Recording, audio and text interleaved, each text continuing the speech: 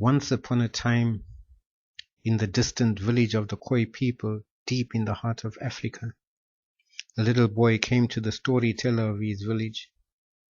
"Why does the chameleon change its colors?" the little boy asked the dozing storyteller. The storyteller opened his eyes slowly and said, "Come, let me tell you the story. Once upon a time, long, long, long ago, the great spirit of creation created all the animals in the world. He took from the earth the sands and made creatures that he called animals. He looked upon his creation with love and pride, and they looked upon him with love and pride. All the animals in the kingdom were happy and frolicked in play or lying in the sun, enjoying it as the clouds slowly swam past. All the animals were one color, the color of the earth. As the Great Spirit sat upon the clouds, he looked at the animals and thought something was missing. "Ah," he said to himself, "they need colors like the rainbow." He decided he would paint them all beautiful colors and designs so that they could be even happier than they were now. He called all the animals, the birds, the fish, the insects, and told them of his plan to paint them different colors and designs. They were very happy and looked forward to their new colors with high excitement. There was lots of excited discussion in the animal world. "Next week," the Great Spirit said, "you must all assemble on the plains of Marafa so that I can paint you all in the most beautiful colors in the world." The following week, all the animals, the birds, the fish, the insects gathered on the plain. The Great Spirit had a huge palette that stretched into the horizons with all the colors that one could imagine and more. In his hands he had a large number of paintbrushes that were from the biggest to the teeny tiniest one. "Let us begin," he said with a great booming laugh, and began painting the creatures.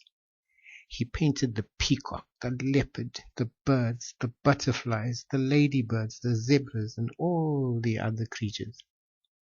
As he finished each one, it preened itself with pride and strutted around, showing off its colors.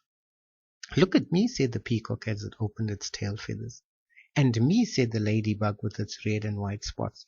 "And me," growled the tiger with its lovely black stripes. "And me," said the butterfly, flitting from place to place. All the animals looked very beautiful in their new colors.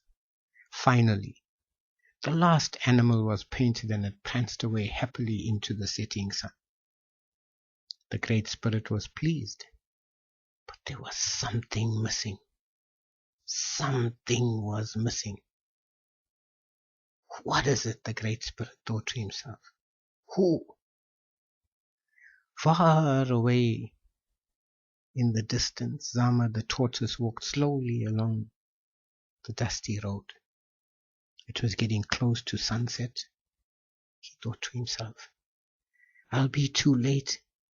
He tried to hurry and walk faster, but he couldn't move much more than he could. He got sadder and sadder as the sun got lower and lower in the sky. High on a hill sat an impish Togolosh called Bamba. Bamba the Togolosh was sitting and plotting how to get a cup for his chief to drink from. The chief was angry with Bamba because Bamba had broken his favorite cup, and he said that Bamba should not return to the Togolosh village till he had gotten a new one. Bamba plotted and planned and planned and plotted. Then he saw Zama the tortoise walking slowly in the dusty road towards where he sat. "Aha!" he said to himself. "I have my answer. I can take the tortoise's shell and make a cup for the chief, then I can return to the tribe."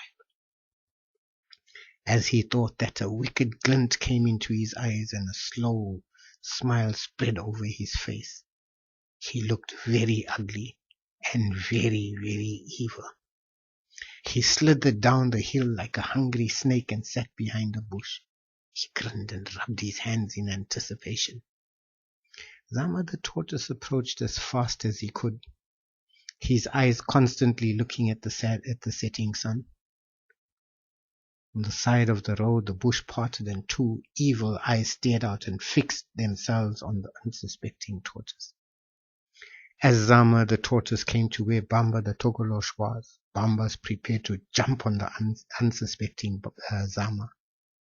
The bush rustled, and Zama the tortoise looked up and saw the evil face of Bamba the Togolosh. He grew afraid and tried to scream for help, but no sound would come out. His throat was dry and his heart was beating. Bamba had long green nails and sharp stained teeth. He leapt at the tortoise with his arms outstretched and his nails and teeth ready to tear into the flesh of the tortoise. Zama closed his eyes, his heart beating furiously. Boom, boom, boom, boom. He was done for. He was finished. His flesh curled as he waited for the cruel claws to tear into him. Suddenly, from the darkness of his closed eyes, he heard another voice scream in fury. He quickly opened his eyes. He saw a form in mid-air flying in the direction of Bamba the Togolosh. It was Sanku the Chameleon. As he flew through the air, Sanku looked like a prehistoric monster from the past. He flew into the face of Bamba the Togolosh with war cries that would have made a Japanese ninja proud. The Togolosh screamed in surprise and pain as this monster fell upon him, biting and scratching him. It was getting dark, and in his imagination the creature attacking him was 20 feet tall, with huge claws and sharp fangs. Ah! He screamed and struck out in panic, then turned and fled as fast as his feet could carry him. He dived into the bushes and disappeared from sight. Sanku the Chameleon was struck by the Togolosh's fist, and his small body was flung against the sharp rocks at the side of the road. He lay there unmoving, his body broken, his eyes rolling in two directions at the same time. Sanku the Chameleon was close to death. Zama was distraught and didn't know what to do. He was afraid. What if the Togolosh would return? He thought to himself. What must I do? What must I do? What must I do? He muttered to himself frantically. He was scared. He wanted to run away. But when his eyes fell on Sanku laying at the side of the roadside in a broken heap, he knew what he had to do. He had to do something. He gently lifted Sanku onto his back and continued his journey to the plain. He didn't care about the bright colors anymore. He needed someone to help the person who had saved him. He walked off into the night as fast as his feet could carry him. The stars stared down coldly as the moon rose slowly into the night sky. When he got to the plains, his heart sank. The plains were empty and cold, only lit by the bright moon looking down from the sky. Zama slowly lowered the chameleon onto the sand. Sanku was not breathing.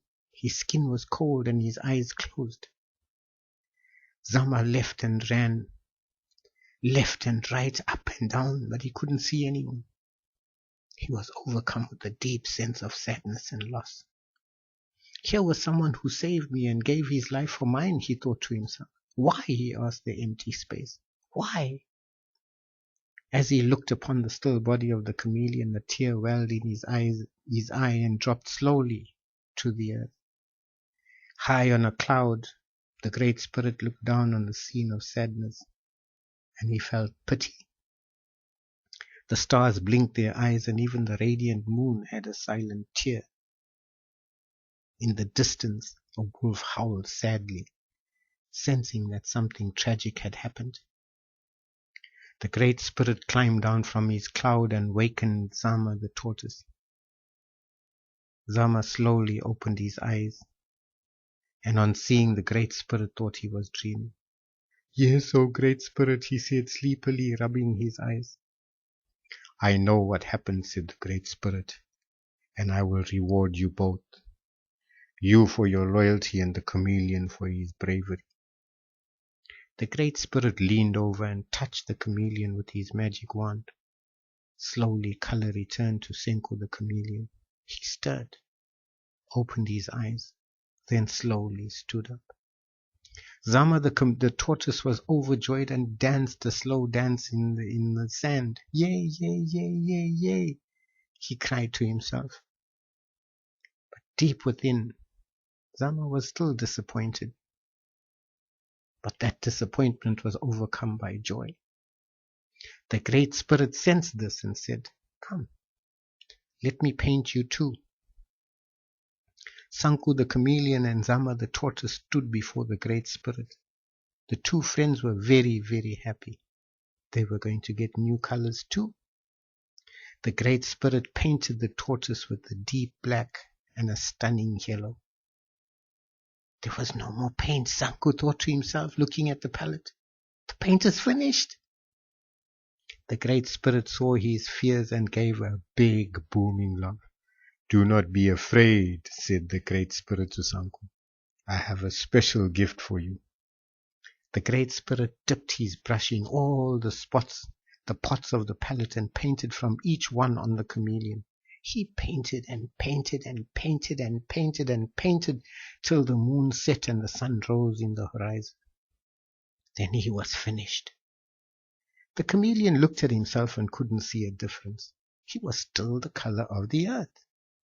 The Great Spirit laughed and laughed and laughed. Then he picked up a green leaf and said to the chameleon, "Stand on it." Sanku the chameleon stood on the green leaf. Hey, he turned green. "Huh?" said Sanku to himself. The Great Spirit picked a red petal from the rose and said, "Gently stand on this too." Sanku stepped on the red petal and slowly he turned from green to red. Huh? He was delighted and didn't know what to say. He ran and jumped from leaf to leaf, flower to flower, and he changed with everything that he stood on. All the animals gathered around him and were amazed at Sanku. There was no one in the whole animal kingdom that had the beauty that Sanku had.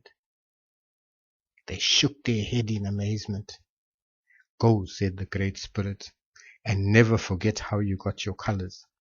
Be true to yourself and be selfless, for that is the secret of all things." The two friends walked off into the bright morning. Both were as happy could ever be. To this day, the chameleon and all his descendants still change color according to what they were standing on. So said the storyteller, whenever you see a chameleon, remember how brave he was, and how brave and selfless you could be too. "I want to be a chameleon," said the little boy. "You can be," said the storyteller. "All you have to do is be as brave as Sanku the chameleon."